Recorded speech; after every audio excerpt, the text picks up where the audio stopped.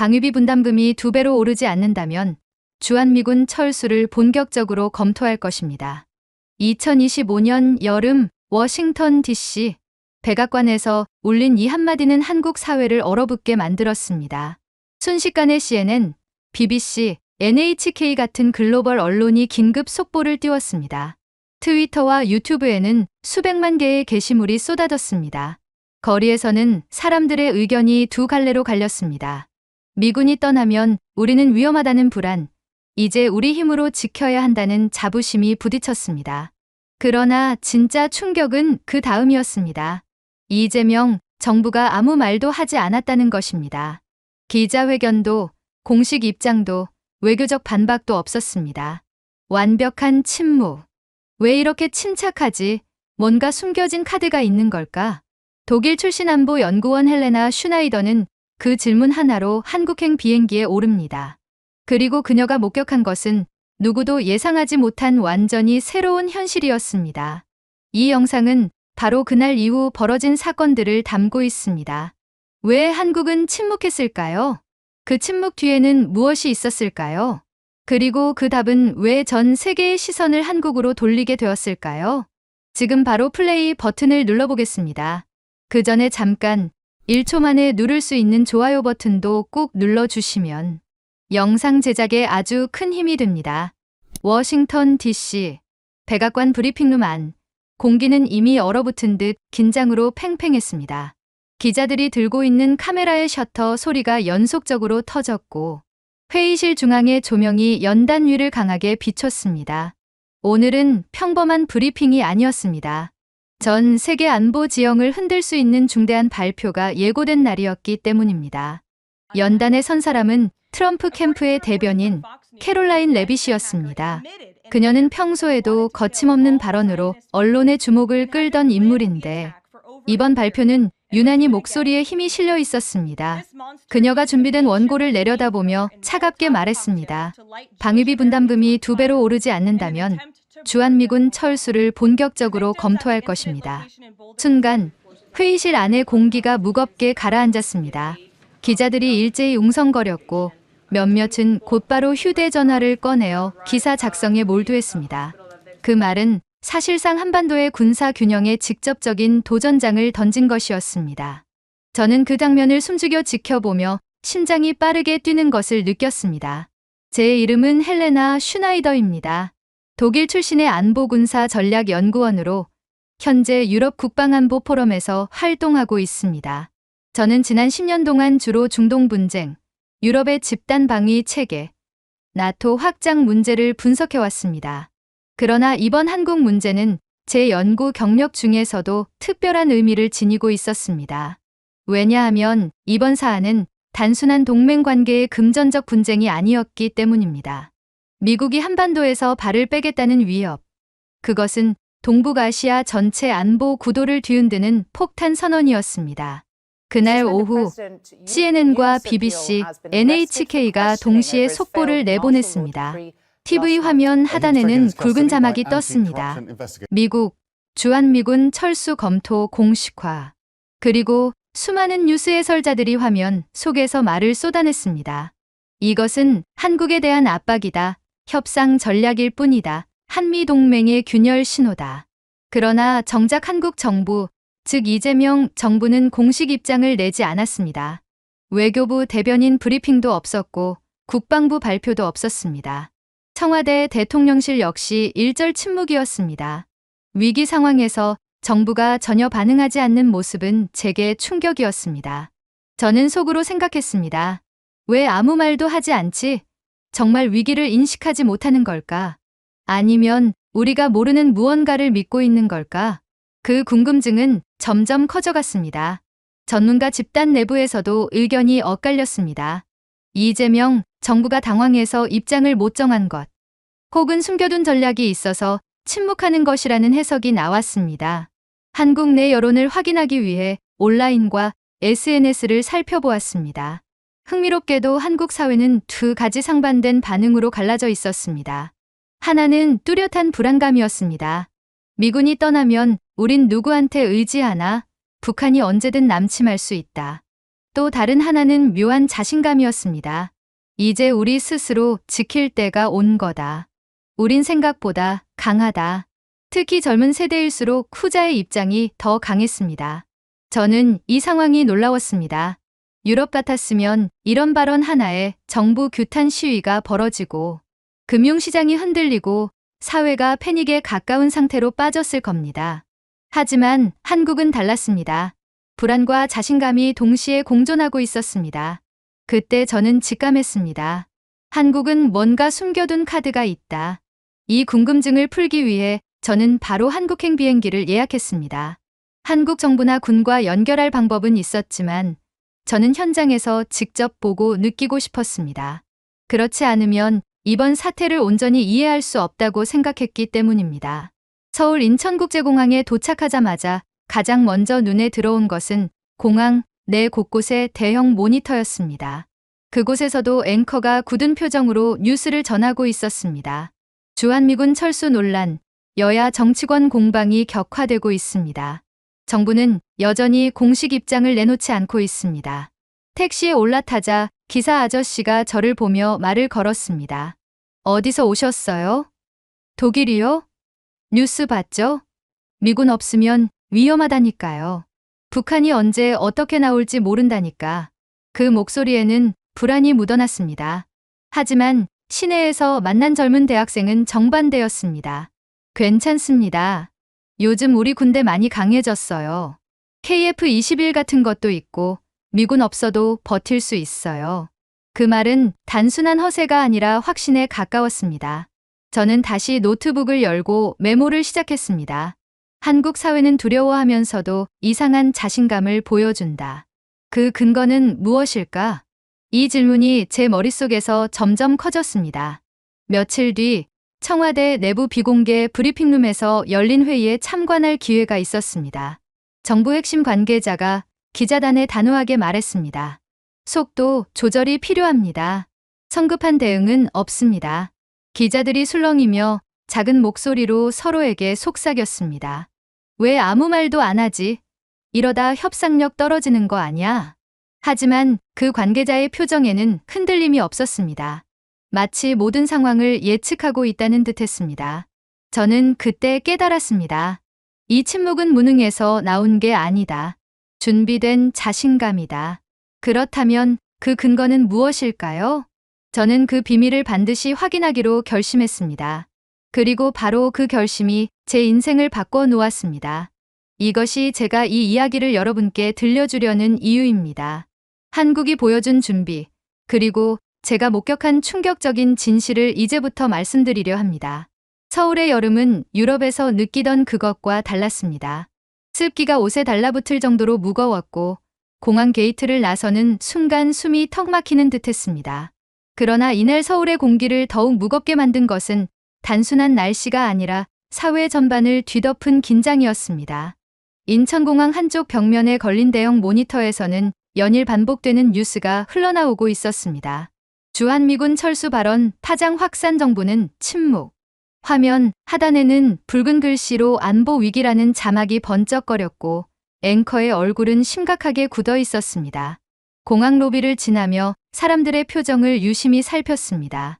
몇몇은 휴대전화를 붙잡고 빠르게 뭔가를 검색하고 있었고 어떤 이는 불안한 듯 발걸음을 재촉했습니다. 하지만 전반적인 분위기는 유럽에서 위기 상황을 마주했을 때의 혼란과는 달랐습니다. 분명 긴장감이 있지만 동시에 놀라울 정도의 침착함이 느껴졌습니다. 택시를 잡아타자 기사 아저씨가 룸미러로 저를 보며 말을 걸었습니다. 외국 분이시죠? 어디서 오셨어요? 독일에서 왔습니다. 아, 독일이요? 뉴스 보셨겠네요. 요즘 나라가 시끄럽습니다. 미군이 떠날 수도 있다잖아요. 저는 솔직히 좀 걱정됩니다. 북한이 가만히 있을 리 없잖아요. 전역한 지 오래됐지만 그때 느꼈어요. 미국이랑 같이 있어야 안심된다고요. 그의 목소리에는 억누른 불안이 배어 있었습니다. 신호대기 중 라디오에서 또다시 뉴스가 나왔습니다. 정부, 주한미군 철수 논란의 침묵, 여야 정치권 정면 충돌. 차 안이 잠시 적막해졌고 기사 아저씨는 한숨을 내쉬었습니다. 이게 다 돈 문제라니 솔직히 좀 씁쓸하네요. 저는 간단히 메모를 남겼습니다. 한국의 장년층들은 주한미군에 의존적이라 불안함이 우세하다. 서울 도심에 들어서자 분위기가 바뀌었습니다. 서울대학교 근처 카페에서 대학생 박지훈을 만났습니다. 그는 예상외로 밝은 얼굴이었습니다. 괜찮습니다. 요즘 우리 군대 진짜 강해졌어요. 그는 바로 스마트폰을 꺼내 KF-21 사진과 영상을 보여줬습니다. 이거 보세요. 우리나라가 독자 개발한 전투기예요. 성능이 거의 F-35급이라고 하더라고요. 가격은 절반밖에 안 하고요. 옛날에는 미국 거 없으면 아무것도 못한다고 생각했는데 이제는 아니에요. 영상 속 KF-21은 은빛 동체가 햇빛을 반사하며 하늘로 솟구쳤습니다. 날카로운 선회와 급강하, 그리고 매끄러운 착륙까지 완벽하게 해냈습니다. 박지훈은 뿌듯하다는 듯 웃었습니다. 이런 거 보면 이제 우리 힘으로 지킬 수 있다고 생각하는 사람들이 많아요. 저도 그래요. 그의 목소리에는 확신이 담겨 있었습니다. 저는 잠시 혼란스러웠습니다. 독일에서 안보 연구를 하며 한국군의 현대화는 알고 있었지만 이렇게 당당한 목소리를 들으니 생각이 흔들렸습니다. 특히 젊은 세대가 불안 대신 자부심을 말하는 모습은 제 예상을 깨뜨렸습니다. 젊은 세대들은 자국의 국방에 대한 자신감이 우세하다. 숙소에 도착했을 때도 분위기는 크게 다르지 않았습니다. 호텔 로비의 TV에서는 여전히 철수 논란이 주요 뉴스로 나오고 있었습니다. 정부, 여전히 공식 입장 없어 여론은 찬반 양분. 그러나 리셉션 직원은 태연하게 웃었습니다. 걱정하지 마세요. 한국은 늘 이런 식이에요. 처음엔 시끄럽다가도 금방 조용해져요. 그 말투에는 위기감보다는 익숙함이 묻어 있었습니다. 저는 속으로 생각했습니다. 정말 준비된 자신감 때문일까? 아니면 위기에 무뎌진 걸까? 객실에 들어오자마자 노트북을 켜고 오늘 만난 사람들의 반응을 정리했습니다. 한국 사회는 불안과 자신감을 동시에 품고 있다. 그러나 이 자신감은 단순한 감정이 아니라 실제적 근거를 기반으로 하고 있다. 저는 그 근거를 반드시 확인해야겠다고 결심했습니다. 다음 날 국방부 협조를 받아 경남 사천 공군기지로 향했습니다. 활주로 한쪽에는 은회색 도색의 KF-21 보람회가 서 있었습니다. 햇빛에 반짝이는 동체와 주변에서 분주하게 움직이는 정비사들의 모습이 눈에 들어왔습니다. 곧 시범 비행이 있을 겁니다. 공군 안내 장교가 말했습니다. 곧 귀가 멍멍해질 정도의 굉음과 함께 KF-21이 활주로를 질주했습니다. 몇 초 만에 하늘로 솟구친 전투기는 믿기 힘들 정도로 부드럽게 선회하며 상승과 급강하를 반복했습니다. 저는 그 광경에서 눈을 떼지 못했습니다. 성능은 F-35급이면서 가격은 절반 수준입니다. 동행한 공군 관계자가 말했습니다. 레이더 회피, 초음속 순항, 정밀 타격 능력까지 우리 군이 독자적으로 확보한 첫 전략 자산이죠. 그의 목소리에는 자부심이 실려 있었습니다. 저는 속으로 중얼거렸습니다. 한국이 진짜 이런 걸 만들 수 있었다니. 오후에는 현무 극초음속 미사일 브리핑이 이어졌습니다. 대형 스크린에는 목표를 정밀 타격하는 시뮬레이션 영상이 재생됐습니다. 윤지혜 준장이 차분하게 말했습니다. 발사 후 3분 이내 목표를 정확히 타격할 수 있습니다. 우리는 누가 우리를 지켜줄지를 묻지 않습니다. 우리가 누구를 지킬지 결정할 준비가 되어 있습니다. 그 말은 짧았지만 묵직하게 울렸습니다. 저는 메모를 멈추고 고개를 들었습니다. 이 자신감 대체 어디서 오는 걸까? 그 순간 저는 깨달았습니다. 한국은 단순한 동맹국이 아니라 스스로 억제력을 갖춘 독립형 안보 국가로 진화하고 있었습니다. 그러나 여전히 의문이 남았습니다. 실전 상황에서도 이 자신감이 통할까? 그 답을 찾기 위해 저는 AI 기반 방어망과 실전 모의훈련 현장을 직접 확인하기로 했습니다. 한국이 숨기고 있는 진짜 카드를 보기 위한 여정은 이제 막 시작된 것이었습니다. 경남 사천의 공군기지는 새벽부터 활기를 띠고 있었습니다. 아직 이른 시간임에도 곳곳에서 들려오는 제트 엔진의 미세한 울림과 금속을 다루는 소리가 공기를 진동시키고 있었습니다. 활주로 주변에는 군용 차량과 정비 인력이 바쁘게 움직이고 있었고 군견을 동반한 경비병들이 삼엄하게 주변을 지키고 있었습니다. 저는 군 관계자의 안내를 받아 특별 참관 구역으로 이동했습니다. 보안검문소를 지나면서 신분증을 3차례 제시했고 휴대전화를 포함한 모든 전자기기는 반입 금지라는 설명을 들었습니다. 마치 다른 세계로 들어가는 기분이 들었습니다. KF-21 시범 비행은 곧 시작됩니다. 귀마개와 보호안경을 착용해 주세요. 안내장교가 건넨 장비를 착용하며 저는 가슴이 뛰기 시작했습니다. 눈앞에는 아직 지상에 서 있는 KF-21 전투기 한 대가 있었습니다. 햇빛을 받아 은빛으로 반짝이는 그 모습은 마치 대기 중인 괴수 같았습니다. 주변 정비사들은 마지막으로 기체 점검을 마치고 있었습니다.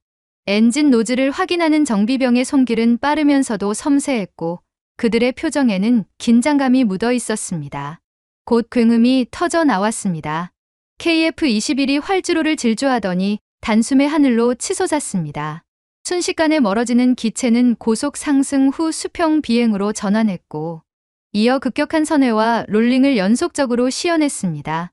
하늘 위에서 은빛 궤적이 아치형 곡선을 그리며 펼쳐졌고 모든 기동이 부드럽고 정교했습니다. 곁에 있던 공군 관계자가 목소리를 높여 말했습니다. F-35급 성능의 가격은 절반입니다. 자체 개발 전투기로는 세계적 수준이죠. 그의 눈빛은 자부심으로 가득 차 있었습니다. 이제는 해외 의존도를 줄이고 독자적인 방위 역량을 갖춘 겁니다. 저는 숨을 멈춘 채 하늘을 올려다봤습니다. 유럽에서는 차세대 전투기 프로젝트가 정치적 이해관계 때문에 수년째 지지부진했는데 한국은 이미 실전 배치를 눈앞에 두고 있었습니다. KF-21이 착륙할 때까지 저는 펜을 들지 못했습니다. 단순한 기술 시연이 아닌 한국이 보여준 독립된 방위력의 선언처럼 느껴졌기 때문입니다.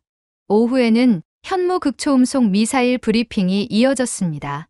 대형 스크린에는 실제 발사 장면과 함께 시뮬레이션 영상이 교차로 재생됐습니다. 화면 속 미사일은 초음속을 훌쩍 넘어서는 속도로 목표 지점을 향해 돌진했고 복잡한 회피 기동을 하며 정확히 표적을 관통했습니다. 윤지혜 준장이 차분한 목소리로 설명했습니다. 현무는 발사 후 3분 이내 목표를 정밀 타격할 수 있습니다. 회피 기동 능력이 탁월해 요격이 사실상 불가능합니다. 그녀는 손가락으로 표적 지점을 가리키며 말했습니다. 이것은 단순한 공격 무기가 아닙니다. 전쟁 억제 수단입니다. 저는 그녀의 표정을 보았습니다. 과시적이지도 긴장하지도 않은 차분함. 그것은 준비된 자신감이었습니다. 그녀는 이어 말했습니다. 우리는 누가 우리를 지켜줄지를 묻지 않습니다. 우리가 누구를 지킬지 결정할 준비가 되어 있습니다. 그 한마디가 가슴에 깊이 꽂혔습니다. 저는 펜을 놓고 그녀를 똑바로 바라보았습니다.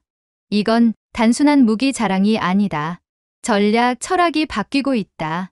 한국은 과거처럼 동맹에 의존하는 나라가 아니었습니다. 브리핑이 끝난 뒤 저는 수도권 외곽에 위치한 AI 기반 통합방위센터로 향했습니다. 시설에 들어서는 순간 마치 미래 영화 속 한 장면에 들어온 듯한 착각이 들었습니다.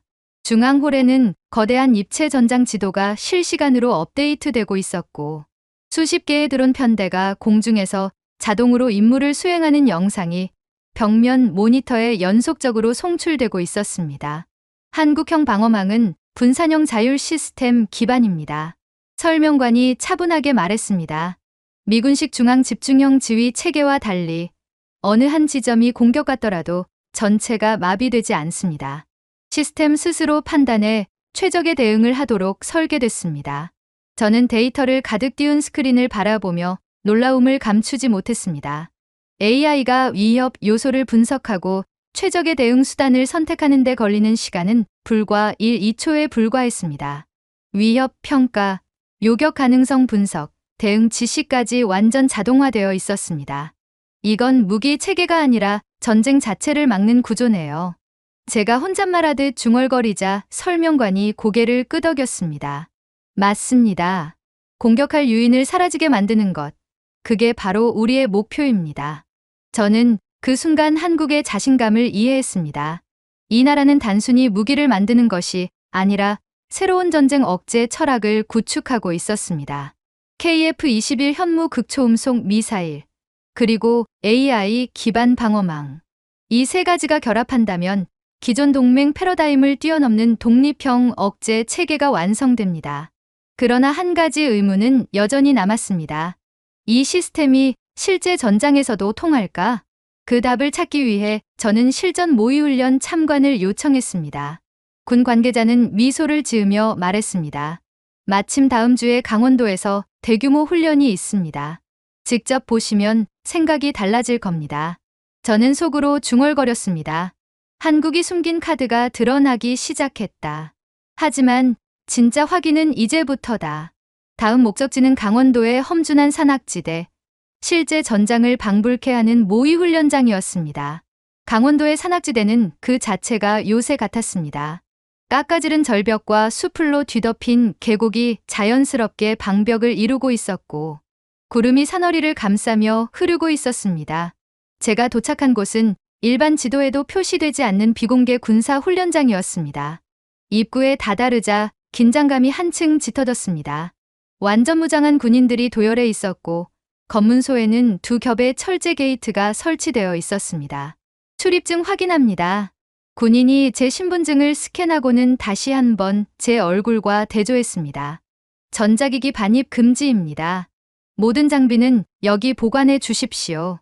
휴대전화와 녹음 장비, 심지어 스마트워치까지 모두 회수된 뒤에야 저는 안으로 들어갈 수 있었습니다.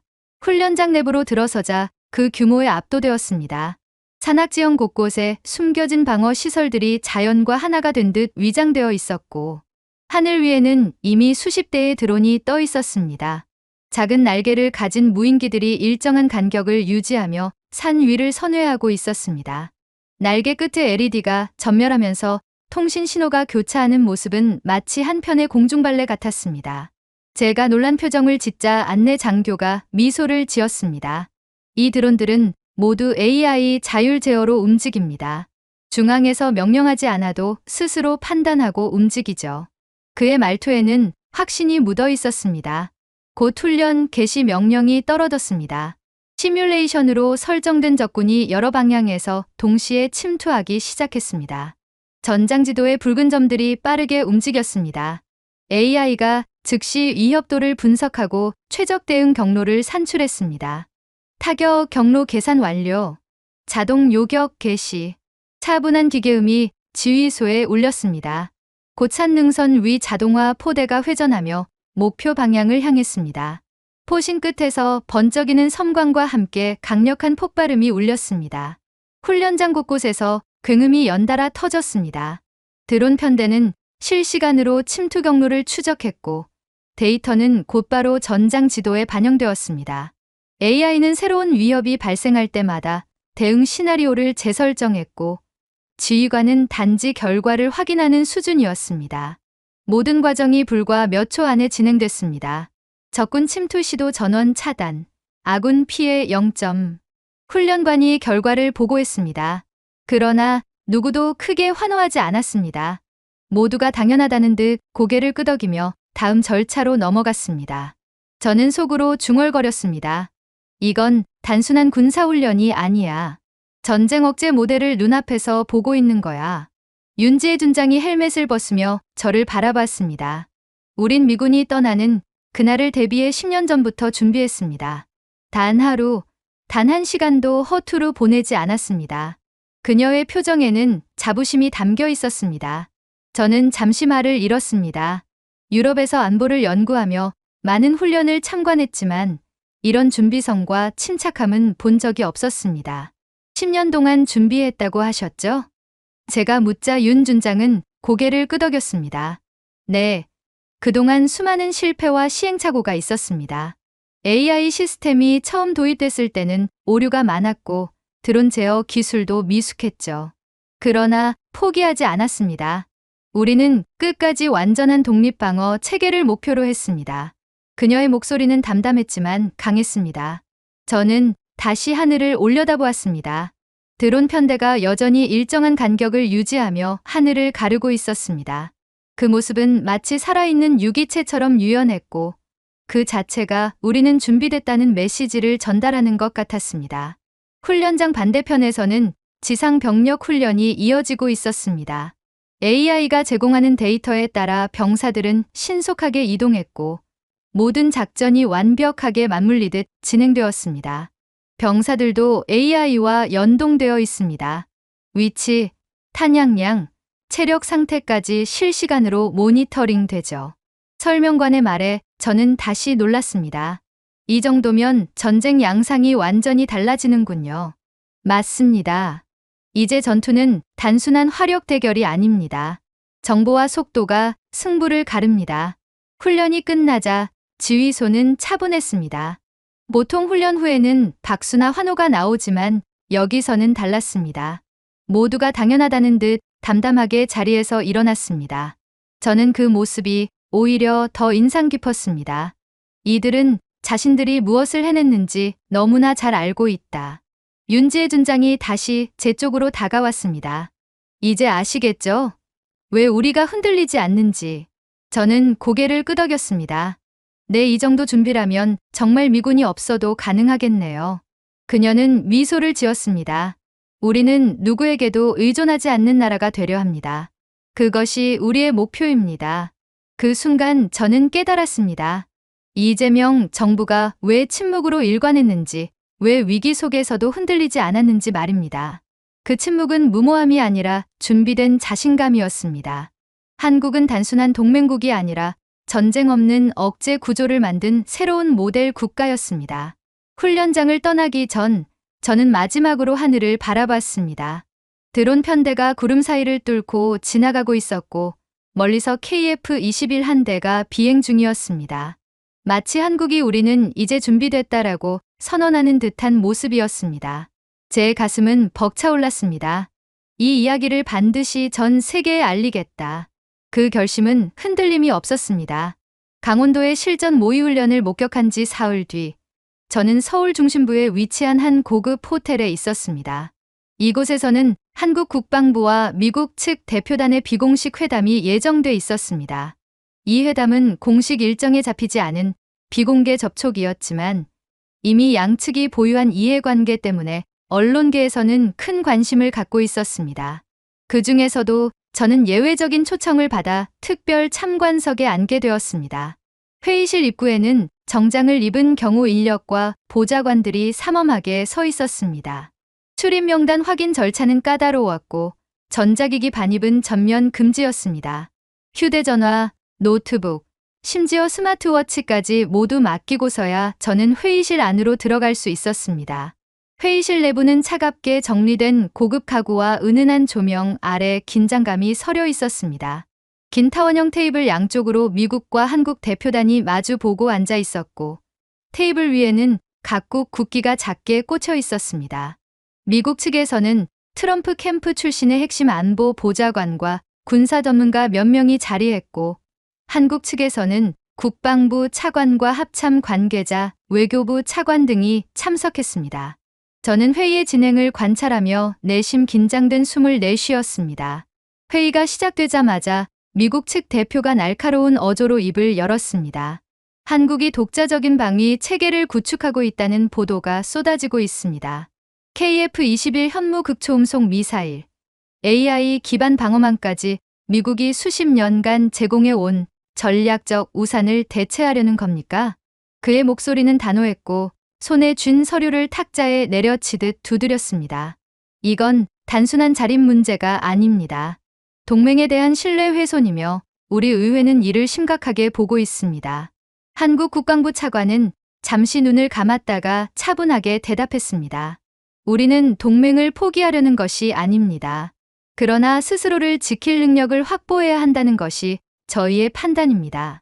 주한미군 철수 가능성이 공개적으로 언급된 상황에서 국민의 안전을 전적으로 타국의 결정을 기다리며 맡길 수는 없습니다. 미국 측 보좌관이 즉각 반발했습니다. 그 과정에서 미국 방산 시장을 직접 위협하고 있습니다. KF-21은 사실상 F-35의 경쟁 모델이고 AI 기반 방어망은 미국이 구축해온 전략 체계를 무력화할 가능성이 있습니다. 한국이 이 길을 계속한다면 미국은 동맹 구조를 재검토할 수밖에 없습니다. 회의실은 차갑게 가라앉았습니다.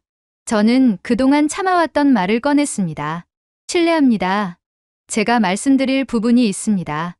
모두의 시선이 제게 쏠렸습니다. 저는 헬레나 슈나이더, 독일 출신 안보 연구자입니다. 저는 최근 한국의 방위력을 직접 목격했습니다. KF-21 시범 비행, 현무 극초음속 미사일, AI 기반 방어망, 그리고 강원도의 실전 모의 훈련까지 그 어떤 것도 보여주기용이 아니었습니다. 그것은 준비된 현실이었습니다. 미국 측 대표는 눈썹을 찌푸렸습니다. 당신은 지금 한국 편을 드는 겁니까? 저는 숨을 고르고 대답했습니다.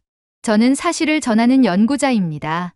미군 철수 가능성 발언이 전 세계를 흔들었습니다. 그 상황에서 한국이 독자 방위 능력을 강화하는 것이 왜 동맹에 대한 도전입니까? 오히려 이것은 동맹을 더 안정적으로 만드는 길 아닙니까? 회의실은 정적에 휩싸였습니다.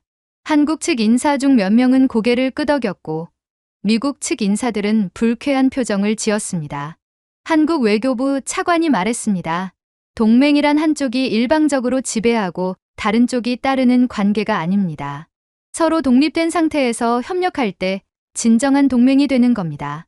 미국 측 보좌관의 얼굴이 붉게 달아올랐습니다. 그건 이상적인 이야기입니다. 현실은 다릅니다. 한국이 지금처럼 나가면 우리는 방위 비용 재검토뿐만 아니라 기술 협력 중단까지 검토할 수밖에 없습니다. 그의 어조는 협박에 가까웠습니다. 한국 국방부 차관은 미소도 없이 단호하게 대답했습니다. 우리는 우리의 길을 갈 것입니다. 필요하다면 어떤 압력에도 대비할 준비가 되어 있습니다. 분위기는 점점 냉각됐고 회의는 사실상 결론 없이 끝났습니다. 미국 측 대표단은 냉랭한 표정으로 회의장을 떠났고 한국 측 인사들은 서로 조용히 고개를 끄덕였습니다. 그러나 긴장은 끝나지 않았습니다. 회의가 끝나고 나오려는 순간 미국 측 보좌관 한 명이 제게 다가왔습니다. 이걸 기사화하지 마십시오. 당신 커리어에 좋지 않을 겁니다. 그의 목소리는 낮지만 차갑게 가라앉아 있었습니다. 저는 그를 똑바로 바라봤습니다. 저는 진실을 전하는 기자이자 연구자입니다. 진실을 묻어달라는 요청은 받아들일 수 없습니다. 그는 잠시 저를 노려보다 아무 말 없이 돌아섰습니다. 호텔 밖으로 나와 서울의 밤거리를 바라봤습니다. 거리에는 평화로운 일상이 이어지고 있었습니다. 차량이 질서정연하게 움직였고 사람들은 웃으며 대화를 나누며 걸어가고 있었습니다.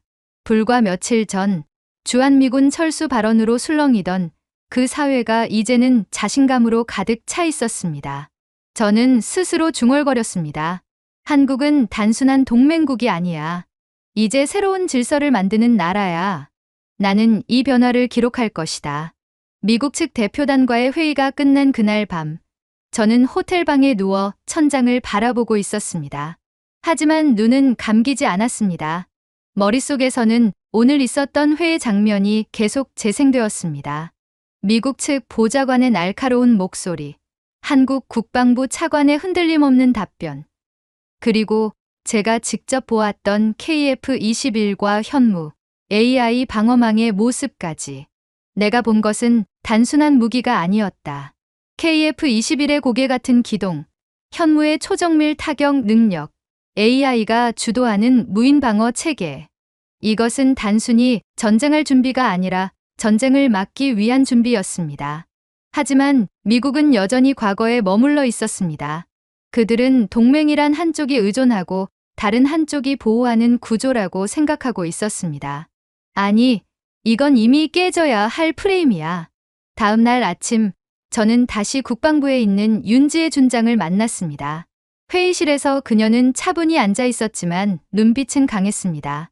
어제 회의가 꽤 격렬했죠? 그녀가 먼저 물었습니다. 네. 미국이 저렇게 반발할 줄은 몰랐습니다. 미국은 늘 그랬습니다. 동맹이 자신들의 전략 틀에서 벗어나는 것을 두려워하죠. 하지만 우리 입장에서는 당연한 준비였습니다. 그녀는 커피를 한 모금 마시며 말을 이었습니다. 우리는 지난 10년 동안 독립형 억제력을 만들기 위해 모든 것을 쏟아부었습니다.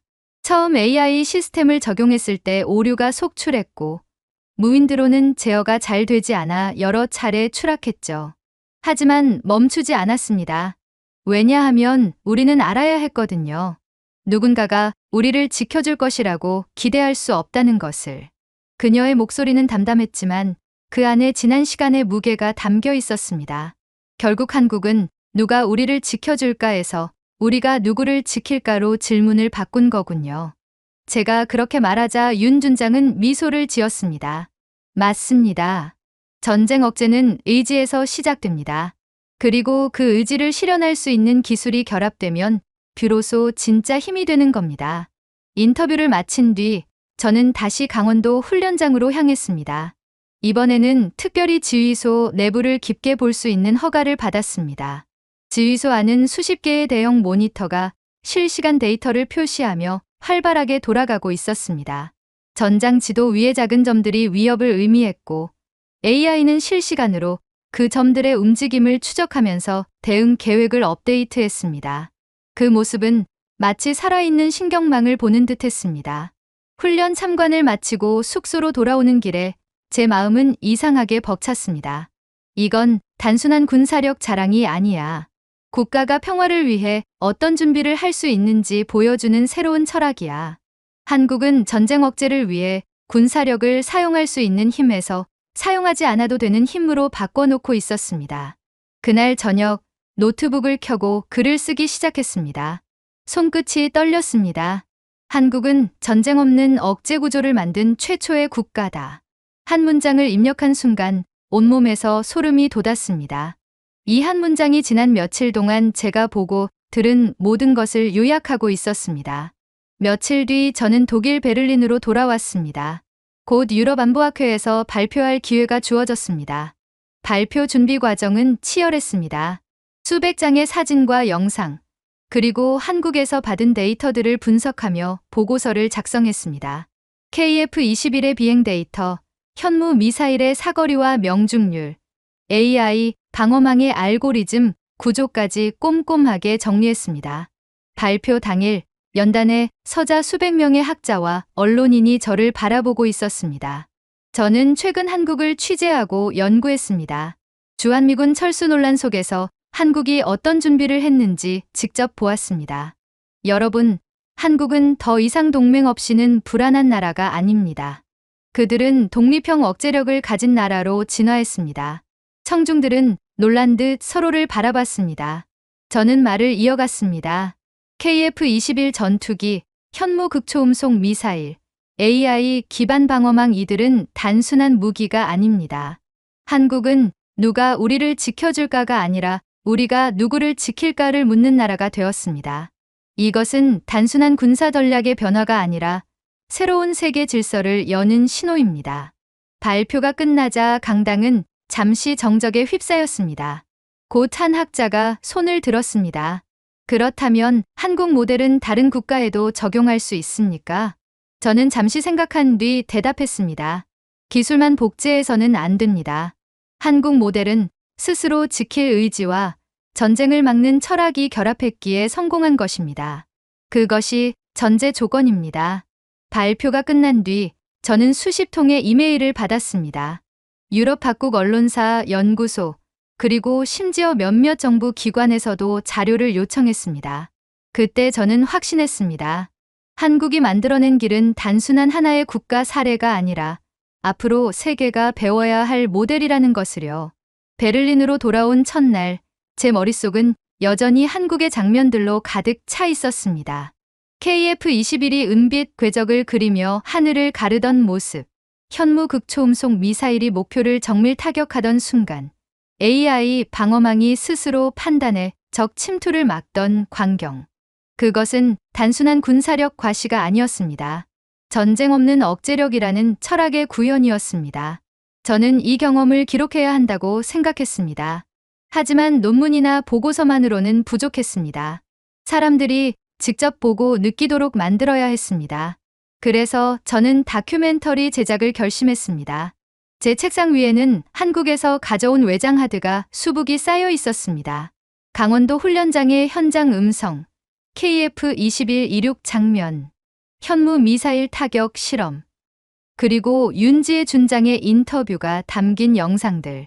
저는 그 자료들을 하나하나 재생하며 구상 노트를 채웠습니다. 이건 무기가 아니라 철학에 관한 이야기야. 제 머릿속에서 전쟁 억제라는 키워드가 반복해서 떠올랐습니다. 독일의 다큐멘터리 제작사 노르트미디어와 협업이 성사됐습니다. 첫 회의에서 프로듀서 안나가 저를 바라보며 물었습니다. 군사력 홍보물로 보이지 않게 할 수 있나요? 저는 즉시 대답했습니다. 네. 핵심은 무기가 아니라 철학입니다. 한국은 스스로를 지키기 위해 무장을 한 것이 아니라 전쟁을 막기 위해 준비한 나라라는 걸 보여줄 겁니다. 회의실에 있던 편집 감독 한스가 고개를 끄덕였습니다. 그렇다면 편집 스타일을 차갑게 가지 말고 인간적인 감정을 살리죠. 제작팀은 제 경험을 기반으로 스토리보드를 만들었습니다. 1막은 KF-21 시범 비행, 2막은 현무 미사일과 AI 방어망, 3막은 강원도 실전 훈련, 4막은 한국이 보여준 철학과 사람들. 특히 강원도 실전 훈련 장면은 모든 제작진을 충격에 빠뜨렸습니다. 드론 편대가 하늘을 가르고 AI가 위협을 실시간 분석하며 자동화 포대가 정확하게 대응하는 장면은 전쟁 영화보다 더 사실적이었습니다. 편집실에서 영상을 보던 촬영감독 한스가 중얼거렸습니다. 이건 군사 영상이 아니라 하나의 시스템, 아니, 철학이 움직이는 걸 보여주는 것 같아요. 저는 웃으며 대답했습니다. 맞아요. 이게 바로 한국이 만든 새로운 안보 패러다임이에요. 3개월간의 편집 끝에 다큐멘터리 한국, 동북아의 평화 설계자가 완성되었습니다. 내레이션은 제가 직접 맡았습니다. 한국은 단순히 강한 군사력을 갖춘 나라가 아니었습니다. 그들은 전쟁 없는 억제 구조를 만들었습니다. 이 억제력은 단순히 국경을 지키는 것이 아니라 평화를 설계하는 새로운 방식입니다.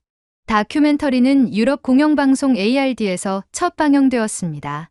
첫 방송이 끝나기도 전에 SNS에는 샤코리아 시큐리티 모델 해시태그가 폭발적으로 퍼졌습니다. 한국이 이렇게 준비된 줄 몰랐다. 우리 유럽도 이런 모델이 필요하다. 전쟁을 막는 힘, 진짜 힘이다. 댓글에는 놀라움과 존경이 뒤섞인 반응이 이어졌습니다.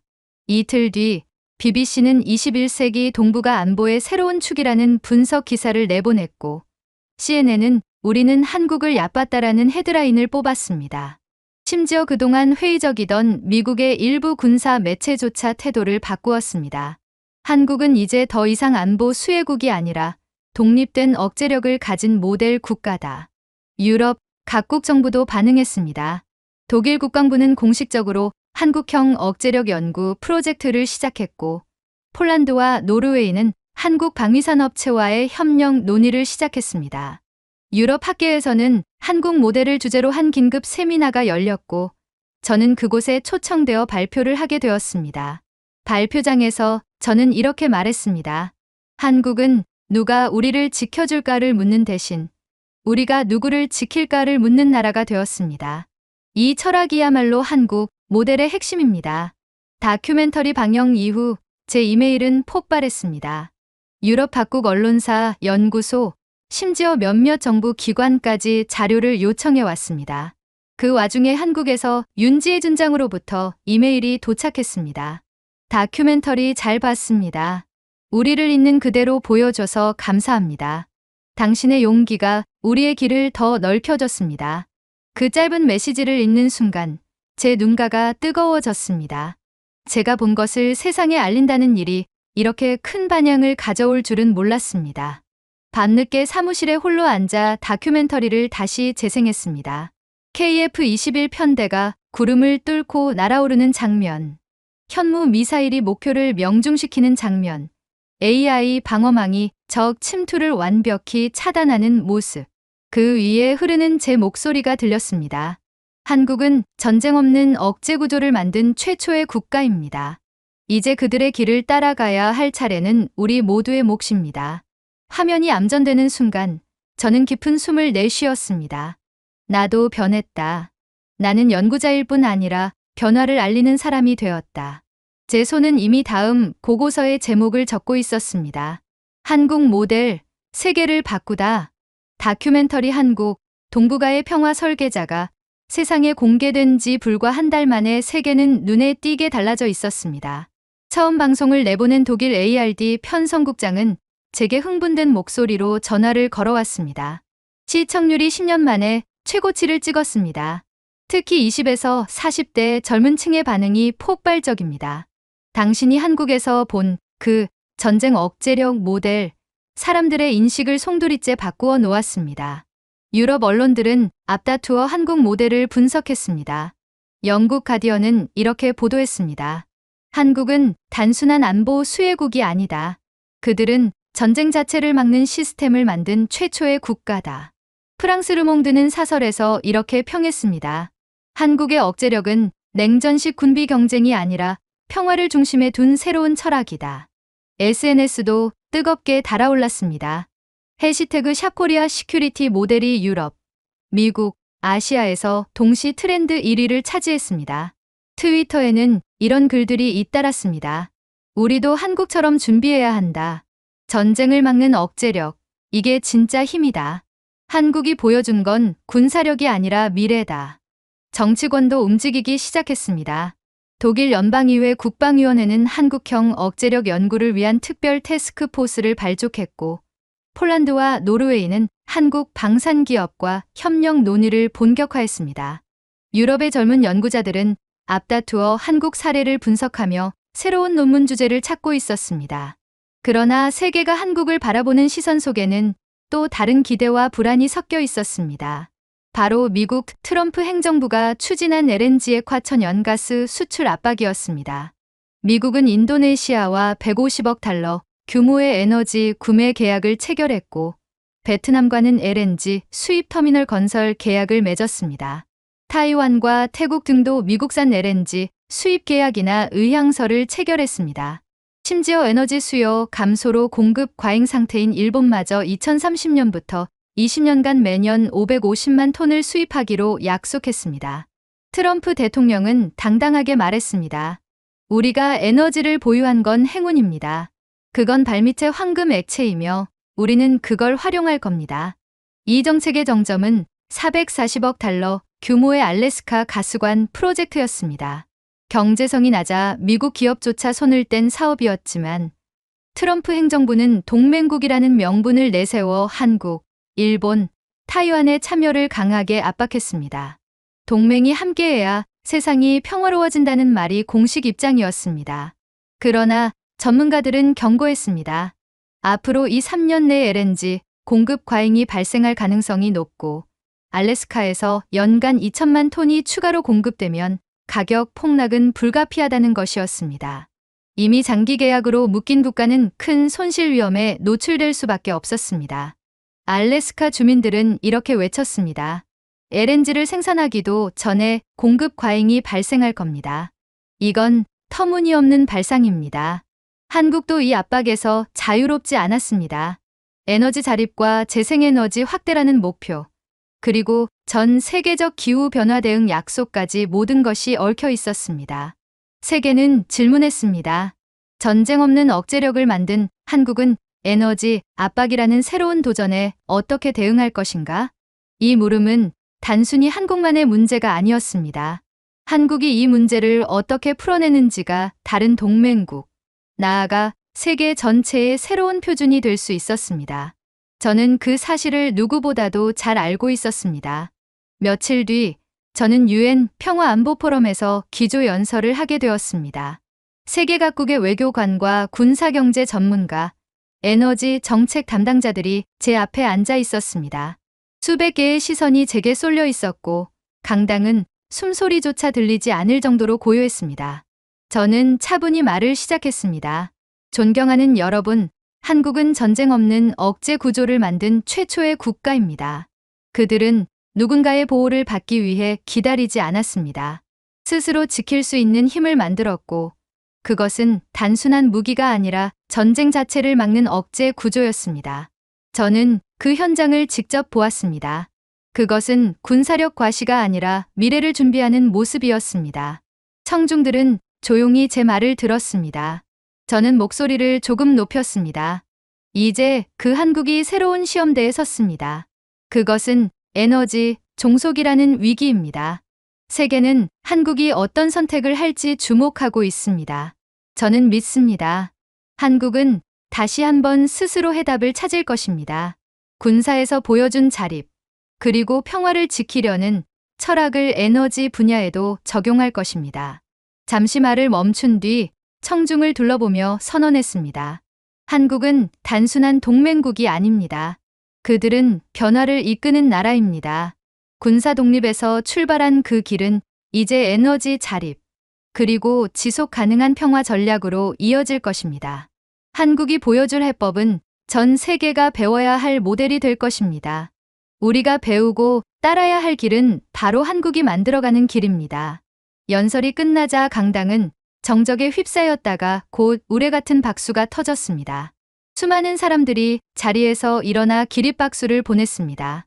그 박수 속에는 단순한 존경심이 아닌 한국에 대한 커다란 기대가 담겨 있었습니다. 무대에서 내려오면서 저는 속으로 중얼거렸습니다. 한국의 다음 발걸음이 세계의 길을 바꿀 것이다. 한국은 이제 더 이상 동북아의 작은 나라가 아니었습니다. 세계 평화의 설계자, 그리고 새로운 에너지 질서의 개척자로 불리고 있었습니다. 전쟁 없는 억제력을 만든 한국. 이제 그들은 에너지 압박이라는 새로운 시험대에 올랐습니다. 세계는 숨죽인 채 그들의 선택을 기다립니다. 한국이 만들어낼 다음 해법이 21세기 평화와 에너지 질서를 다시 쓸지도 모릅니다. 한국, 이제 당신의 차례입니다. 오늘의 이야기는 여기까지입니다. 여러분은 어떻게 느끼셨나요? 여러분의 생각과 마음속 울림을 댓글로 남겨 감동이 흐르는 플레이리스트를 꾸며주세요. 여러분의 댓글 하나하나가 영상을 제작하는데 큰 힘이 됩니다. 그리고 오늘의 사연이 따뜻하게 다가오셨다면 구독과 좋아요도 잊지 말아주세요. 다음엔 더 깊은 감동과 더 진한 이야기로 찾아뵙겠습니다. 함께해 주셔서 진심으로 감사합니다.